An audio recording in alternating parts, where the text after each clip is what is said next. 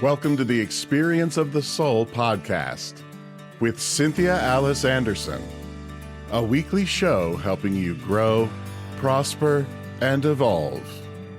Today, episode 368, Soul Freedom, and now, Experience of the Soul. Hello and welcome to the Experience of the Soul podcast. My name is Cynthia Alice Anderson. I'm also livingly known as RCA. It is always my pleasure to welcome you to the show, and we have a beautiful show planned as always, and want to welcome also to the show with me my amazing producer, Mr. Sean Kilgore. Thank you so much. Hello, everybody. Welcome to the Experience of the Soul podcast with our friend Cynthia Alice Anderson. This is episode 368. Today is, of course, Monday, July 7th, and we're talking about soul freedom today. So, Of course, just coming off of the 4th of July celebrations here in the States. I hope everyone had a safe and great celebration, summer celebration. But Here we are today, and we're going to talk about soul freedom, right? And in addition, some of us celebrated Sean's birthday a few days ago. Thanks. Yeah. My last year in my 40s. So Yep, man. Making it count. Or trying, just like all of us. All right, friends, before we get into the talk about soul freedom today, as always, we want to bring you This Week in Spiritual History. We're pausing to remember meaningful milestones from global spiritual traditions that still resonate with our hearts today. We're starting with July 7th, 1456, and a heroine's vindication, when Joan of Arc was acquitted.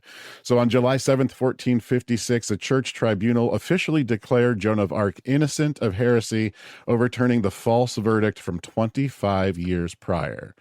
So imagine that, being executed for speaking your truth. Wow. And then only decades later, after already being gone, finally being cleared of any wrongdoing. So Joan's story reminds us that truth has a way of rising even after injustice has had its say. Sean, all of these, I know we keep saying this, but I know our listeners must be feeling it too as you read them. It's like, okay, so it gives me hope to read this because it is true. Truth will rise. Truth will have its day. Yes. Yeah. And it's, like history. I mean, not necessarily history repeating itself, but it's like the same lessons that we just seem to have not learned yet. Right, that we have to keep seeing over and over, Well, and I think that's one of the reasons to look back is so we don't always repeat it so unconsciously. And I think that's what we're trying to do is, I think small groups really are trying to hold us down, and they seem to be the loudest right now. But so many people, including us here on the show, are about freedom of expression, freedom of self, freedom of soul, freedom of religion, freedom to be who you are, So These are the freedoms we all want and seek. And the truth is, I think there are more of us than we know about. But I love this look at history. I know you've got a couple of more there too. Yeah, definitely. We're also talking about breaking barriers abroad. This happened July 7th, 1873. This is when Southern Baptist officially commissioned Lottie Moon to serve in China. Now, this was during a time when single women were rarely sent abroad. Lottie embraced the Chinese culture, language, and community, and became a champion for the dignity and education of women. She has a bold legacy that she left, and that endures through the famous Lottie Moon Christmas offering, which supports missionaries worldwide and helps share love and care across cultures. And I'm going to repeat that: love and care across cultures. That's how she lived her life, she had this vision of global compassion, and she lived seemingly from what I can tell, every day she lived that truth. Oh, totally. And what a trailblazer. I mean, as we were talking earlier today, it made me think about the time, the mission work I did in Brazil, which was with the Baptist Church. Without Lottie Moon, I don't think that would have ever happened for me. And that was a game changer in my life and world. And it really inspired me to do the work I do today.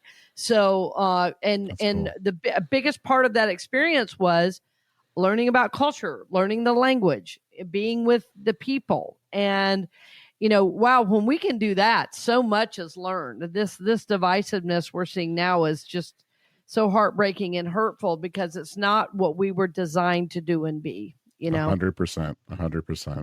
Yeah. We're also talking about Voice of Covenant. So this is the day, July 7th in 1647, that Thomas Hooker made his passing. So he was a renowned Puritan minister, and he passed away on his 61st birthday, which was July 7th. This is a man, Thomas Hooker, who believed that true leadership should come from the consent of the people, and that spiritual communities should shape how we live and govern together. His vision helped shape the founding of Connecticut and eventually laid the early groundwork for the democratic values that we see around the world today. And finally, we take a sweet pause for World Chocolate Day. Yay!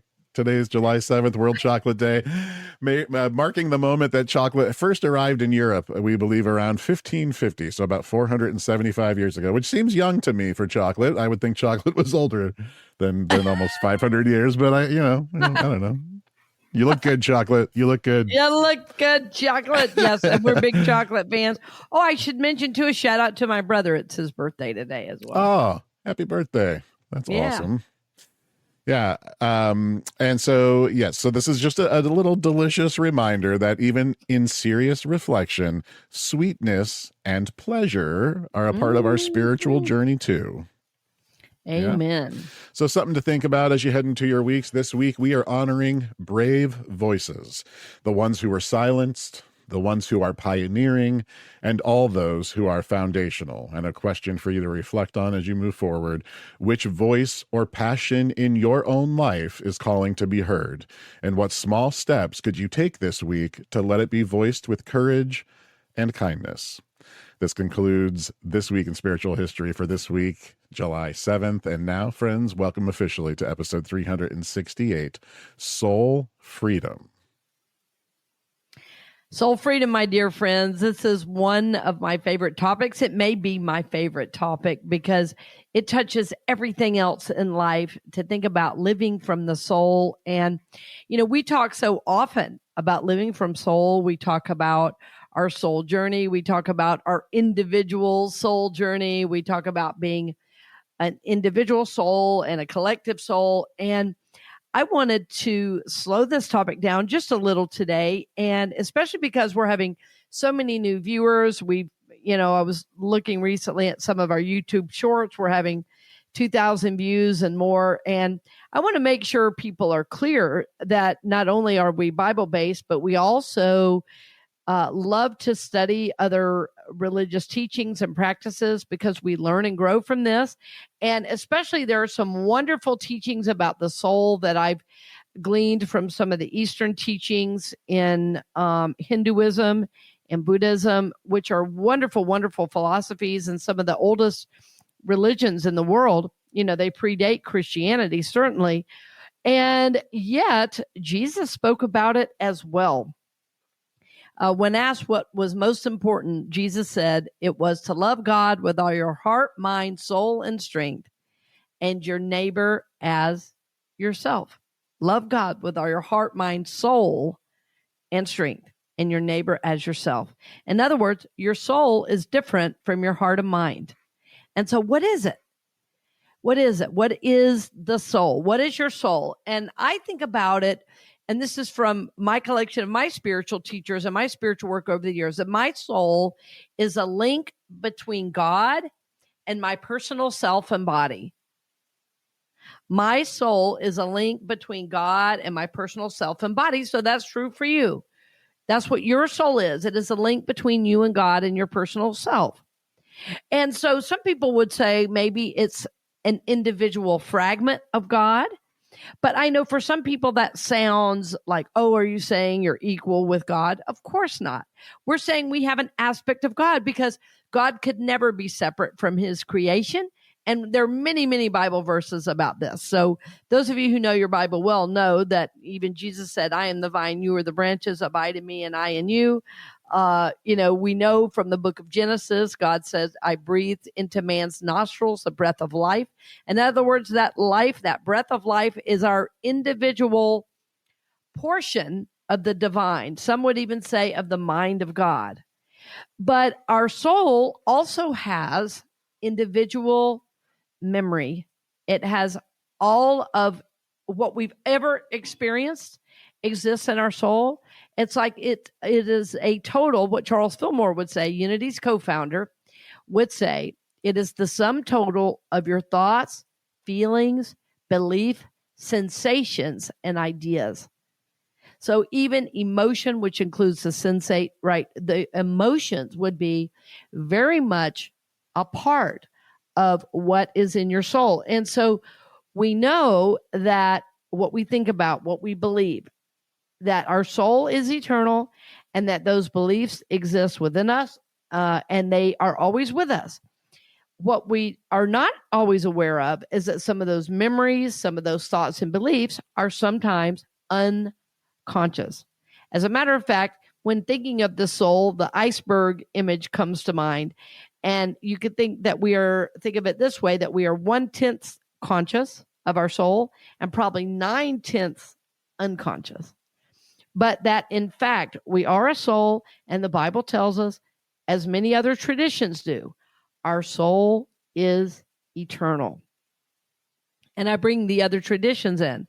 I think they're beautiful. I think they can teach us a lot. And because we hear a lot about soul in the Bible, I once knew how many times it was mentioned. Sean, that might be something fun to look up. It's like, 326 times or something like that. But the soul is talked about often. But what the Bible doesn't tell us is what is contained in the soul. So we have to kind of glean from the scripture, from context. And then I find other denominations very helpful, or other religions very helpful in learning what is my soul. So my soul, did you look it up, Sean? Soul appears in the Bible 432 times. 432 times. Yeah. That's great. Right. So it's not something RCA made up. It's not something that just the Hindus speak of. It's one of those things, as we like to bring up on the show, that is through virtually every religion and spiritual teaching I know. There is something beyond this physical body. And it's beyond, even as the scripture says, the heart and the mind, right? It is the soul, and that contains the emotion, and it even contains past life memories. It even contains past life memories. And so I've heard people say to me, if I mention past lives, and I've even said it myself early in my journey, people will say, I have enough to worry about now. Now I have to worry about past lives too. And what you start to learn as you grow and develop on the spiritual journey is that some of the past life memories might come through. I call them past life bleed throughs, where you'll have an emotion, or you'll even have a thought that you think, I don't even know where that came from. And it is a stored memory. Remember, if our souls are eternal, it is a stored memory that's coming forward. And it usually comes forward into the light of day so that it can be healed, so that it can be transformed, transmuted, transcended, and brought into the light of God, and then help us release that old thought form and move into our own soul freedom. So we are both an individual soul, but we're also a part of the collective. For instance, you who are listening, me and Sean who are bringing the show, we were meant to be on this earth at this time together to do this work. How do I know it? Because that's what's happening now. So we are part of a collective soul that's trying to wake up. And there is a collective soul called the U.S., the United States of America. There is also the collective soul of the Americas. So these are big, expansive ideas.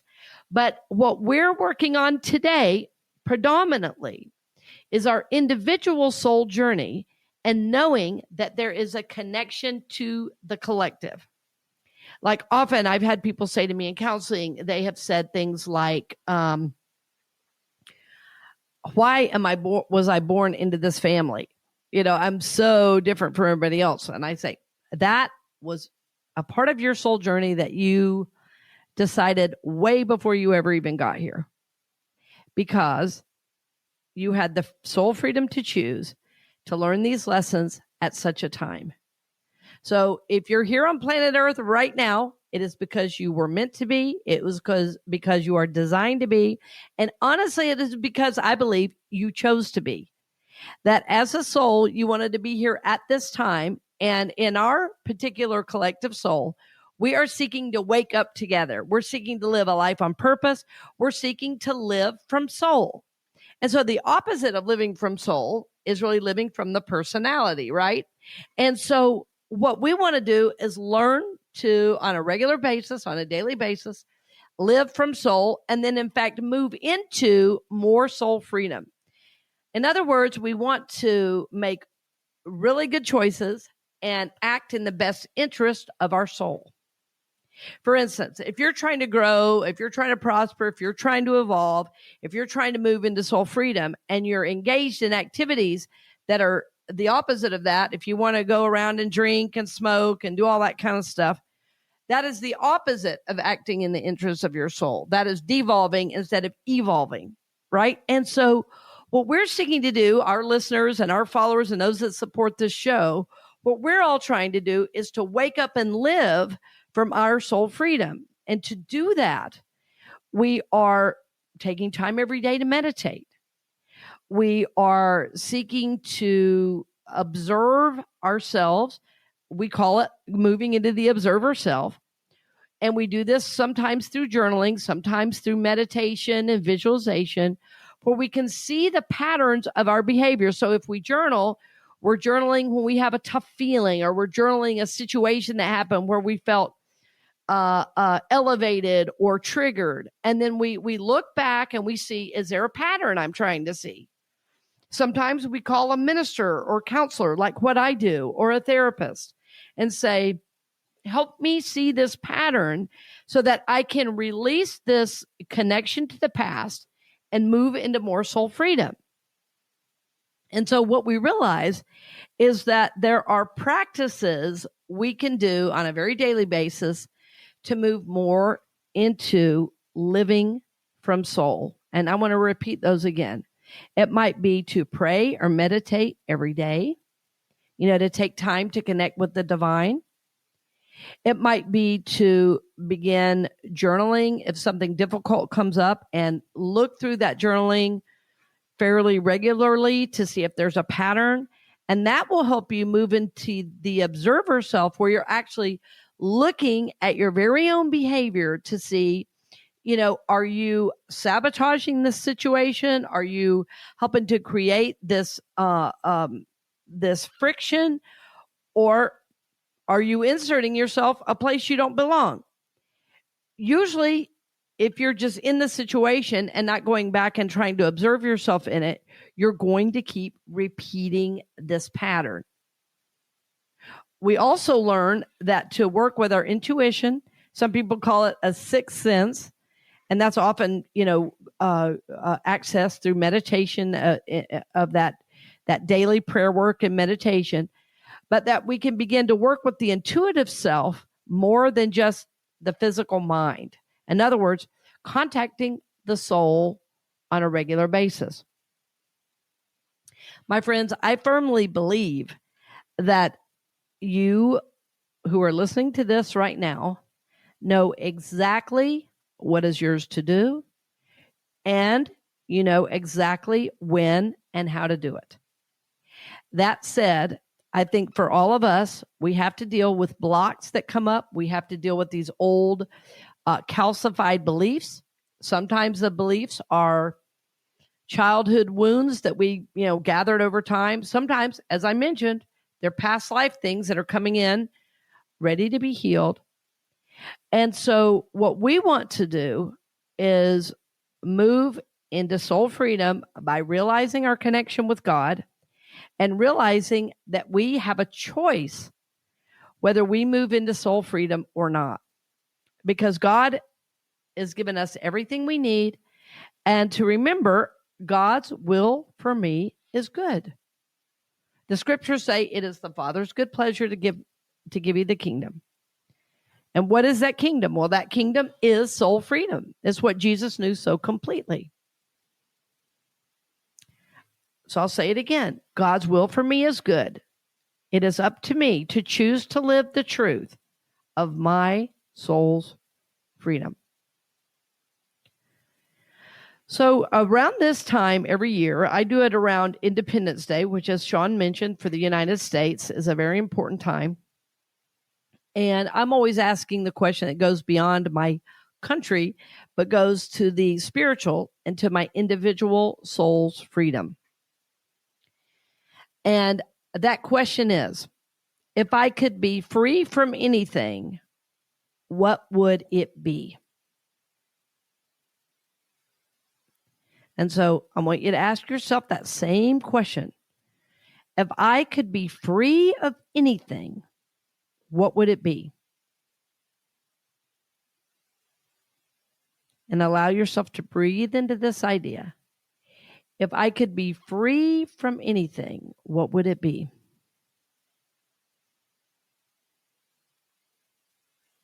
If I could be free from anything, what would it be? And my friend, I think you already know the answer to this. You know, when I was asked this for the first time, probably 25 years ago, I was in a spiritual group, and I remember one of the people in the group said, I want to be free from fear. And the spiritual teacher there said, more specific. In other words, just saying fear is a cop-out. Everybody has fear. But what is the fear of?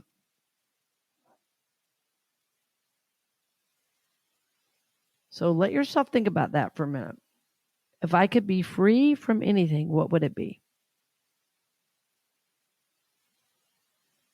And you don't have to overthink it, because I bet, as I said, I believe you 100% know what it is already. And I'll share with you what mine was so many years ago, even though I have a couple different ones I've been working with, and I work with this most every year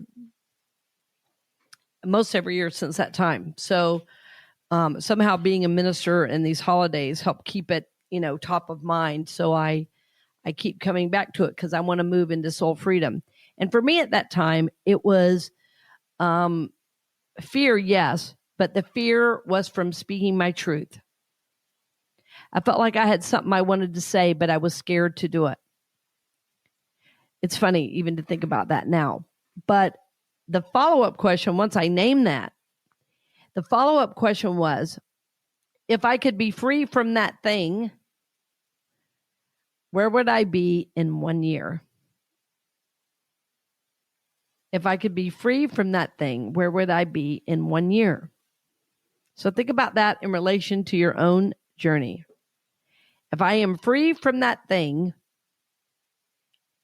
where will I be in 1 year?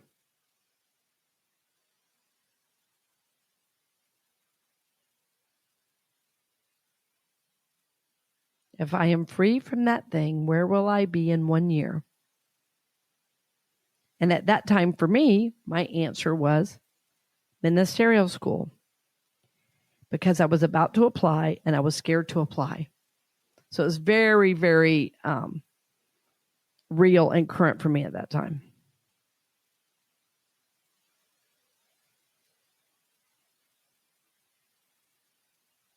So I want you to think about that for yourself. If I'm free from that thing, where will I be in 1 year?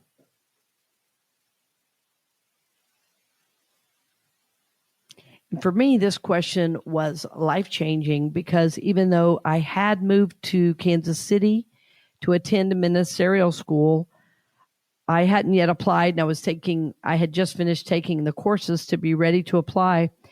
And it changed the course of my life, this question, because I had had a wonderful career as a musician.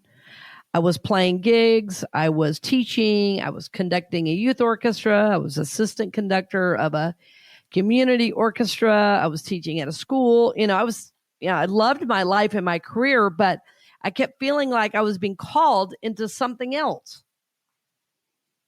But that fear had been standing in the way. One time I had tried to go into ministry in the Methodist Church, and I felt like I was not in alignment with some of their policies. And so I backed away and just kept teaching and working and playing and gigging and having a wonderful time, but feeling like there was more for me. And I love music. And I think there's nothing better to do for somebody else. I just knew for me, this was my next step. And so I didn't want the fear to keep me from doing it. And once I realized that the fear was that strong, well, I knew I had to do it then. I knew I had to at least try and apply for ministerial school and see what happens. And so part of being willing to answer this question about if I could be free from anything, what would it be? It's like it is the willingness to believe that God loves me enough, that I am strong enough, that I am worthy enough, that I am capable of moving past this fear into the good God has for me. It's really the action of believing God's will for me is good. God's will for me is good. It is the Father's good pleasure to give me the kingdom, right? It is up to me to choose to live the truth of my soul's freedom. So it's believing that this is so, just even asking this question. So friends, I want you to really work with this. I'm just going to say, just do it. Give yourself the gift of asking this question on a deep, deep level. If I could be free from anything, what would it be? And if I could be free from that thing, where would I be in 1 year? Where would I be in 1 year? And 1 year is a great time, a great length of time, especially as an adult, because releasing old calcified beliefs takes time. It's going to take meditation. It's going to take some self-awareness. It's going to take some probably journaling and being in that observer self. And then, my friend, a year goes by pretty quickly as an adult, I've noticed. And I think you are going to be surprised at the power you have to move into the good God has always had for you. I want you to be clear that you have always been and always will be connected to God. I want you to be clear that you are called to live from soul. As a matter of fact, it is a spiritual mandate given to us from the Master himself, that you are to love God with all your heart, mind, soul, and strength, and your neighbor as yourself. So friends, as you move into more soul freedom, you are going to be able to access a higher love. You're going to be able to access self-acceptance and forgiveness. You are going to be able to be with others who may be different from you, who may think differently than you. You're going to be able to elevate yourself and live from a higher level of awareness, which is what Jesus had in mind for all of us. My friend, I hope you can ask yourself the tough question. If I could be free from anything, what would it be? And if I have that freedom, where will I be in 1 year? And my friend, I think you will be surprised. I think you will be amazed at the power you have to not only create good, but to act in your soul's best interest. I also know that literally the heavens support you as you do this work, that your soul is meant to grow and expand, and that as you rely on God, as you rely on this Christ Spirit, and as you do the work of the soul by connecting every day with Spirit, as you do the work of the soul by meditating and journaling and praying, as you seek to learn and grow and seek awareness, through maybe therapeutic work and journaling and the observer self, that you will be supported by the whole universe, that God himself, herself, will work in and through you to bring you into your soul's journey. So my friends, I want the best for you, and I'm going to be doing this work with you, as I always am. I believe if we're here on planet Earth right now, it is for such a time as this, and that it is for us to grow, prosper, and evolve, and ultimately to live our soul's freedom. So, my friends, I'm supporting you in this work. I'm going to be praying for you every day. I would love for you to send me a text message to let me know you're doing it. Feel free to reach out and say, this is the question I'm working with. If you would like, I will pray with you specifically on this piece you're working with. If you ask me to, I will pray for you every single day for a year. I absolutely have your back on this. I want to see you supported. I want to see you live from soul and to move into all the good God has for you. My friends, God's will for you is good. It is the Father's good pleasure to give you the kingdom, and that is living from soul. So I thank you for joining us today, my dear friend. As always, we are honored and blessed to be with you. We just feel a great sense of trust and responsibility in bringing you the best show we can. We're open to your suggestions and feedback, and we are honored to receive your financial support, which keeps us on the air. So, my dear friends, have a beautiful, beautiful day, a great week as you do the work of the soul, and blessings on the journey. We hope you've enjoyed this episode of the Experience of the Soul podcast with Cynthia Alice Anderson, helping you grow, prosper, and evolve. This podcast is made possible because of listeners and viewers just like you. If you would like to support the podcast with your tax-deductible contribution on an ongoing basis or through a one-time gift, head on over to experienceofthesoul.com/support.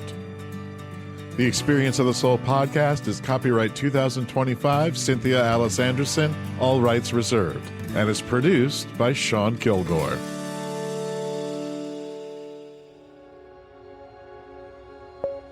A production of the Soulworks Group, Incorporated.